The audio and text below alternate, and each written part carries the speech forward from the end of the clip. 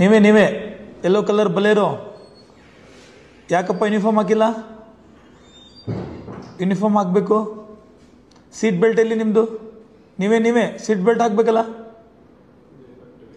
ತಲೆ ಮೇಲೆ ಇರಬೇಕು. ಹಾಕೊಳ್ಳಿ ಹೆಲ್ಮೆಟು. ವಿದ್ಯಾಗಿರಿ ಸರ್ಕಲ್.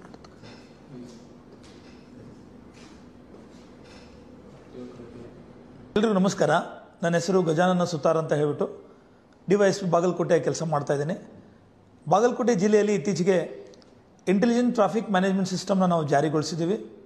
ಇದರಲ್ಲಿ ಆರ್ಟಿಫಿಷಿಯಲ್ ಇಂಟೆಲಿಜೆನ್ಸ್ ಕ್ಯಾಮ್ರಾಗಳ ಮೂಲಕ ಟ್ರಾಫಿಕ್ ವಯಲೇಷನ್ಸ್ ಏನಿರ್ತವೆ ಅದನ್ನು ಕ್ಯಾಪ್ಚರ್ ಮಾಡ್ತೀವಿ.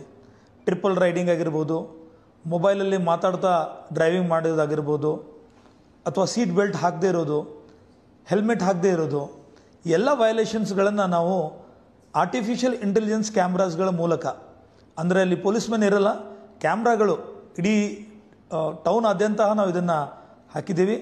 ಸುಮಾರು 325 ಕ್ಯಾಮ್ರಾಗಳು ಕೆಲಸ ಮಾಡ್ತಾ ಇದ್ದಾವೆ.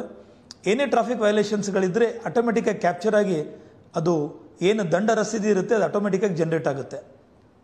ಆವಾಗ ಆ RC ಓನರ್ ಏನಿರ್ತಾರೆ ಅವರಿಗೆ ಅದನ್ನು ನಾವು ಥ್ರೂ ಪೋಸ್ಟ್ ಮೂಲಕ ಮತ್ತು ಮೆಸೇಜ್ ಮೂಲಕ ದಂಡ ಕಟ್ಟಿ ಅಂತ ಹೇಳ್ಬಿಟ್ಟು ನಾವು ಕಳಿಸ್ಕೊಡ್ತೀವಿ.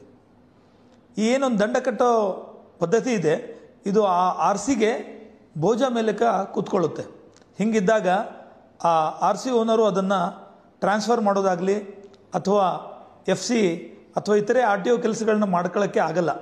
ಆ ಡ್ಯೂ ಬಿಲ್ ಕ್ಲಿಯರ್ ಆಗೋ ತನಕನೂ ಅದು ಕ್ಲಿಯರ್ ಆಗಲ್ಲ.